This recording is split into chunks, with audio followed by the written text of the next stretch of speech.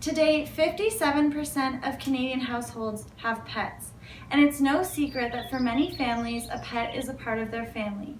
But how far would you go to ensure your pet is safe? There's a new trend of buying cameras that look a lot like these ones. Pet owners are purchasing them to monitor their furry friends while they're away. If you're not home, you kind of want to know what your pet's doing. Lucy Tang uses her cameras to keep a bird's eye view when she's at work, and it's proved useful. One time my husband was away for work, and I think he just messaged me and said his bird was playing with his toys and it was like moving around, so I went onto my phone during work hours and I went to check out my bird because it's like the same camera.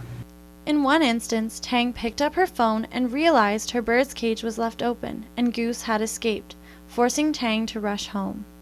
When I came home, it was actually fine. She was just on the ottoman and it was good, but I feel like potentially if I didn't notice for the whole day, like I don't know if it would be like a huge health hazard, but sometimes like she maybe would get scared by a sound and fly into the window, or like she'd get really thirsty and it'd be like bad for her health. Some people, when they have surveillance cameras, it also comes with like a treat dispenser, so like you can kind of keep your pet entertained or just like watch what it's doing. For us, I think it was like a $37 purchase on Amazon, so I really just wanted to kind of see what she did during the day when I was away.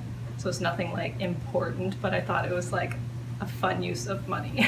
However, Tang isn't the only pet owner using cameras. This is Corduroy, 6-year-old bunny, who has 2 cameras set up around his cage when his parents are away. Corduroy! Treat? The camera was not for the bunny. Originally, I was just going to get a couple just to have them, facing outside or something, like a regular security cam that you'd have. So I had purchased one just to see how good it was. And it was close to, I believe there was a long weekend that we were going away for the weekend, and it was going to be one of the first weekends away from Corduroy.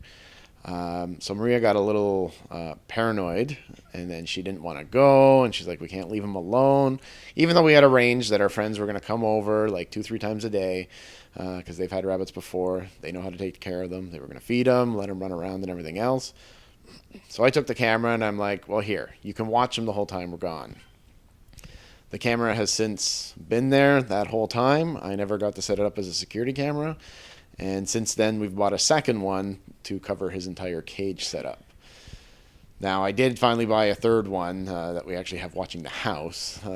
But yeah, the first one was not even meant to be for him at all.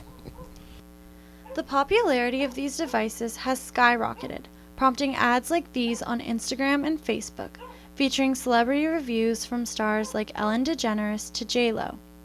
But experts are divided on why we are so invested in our pets. Whether it's love or our willingness to spend money on the newest gadgets, these cameras are proving to be useful. When we did that one time, we went to the vet and we were like, oh, we watched the camera, like the video footage, and we knew. And we were like, you're going to think we're crazy. Like, that was kind of our opening thing. We're like, we have a bunny cam. And he was like, you know what, guys? Like, it's actually really helpful. This isn't the first time veterinarian Dr. Erin Lowe has heard of her clients using cameras to monitor their pet's behavior.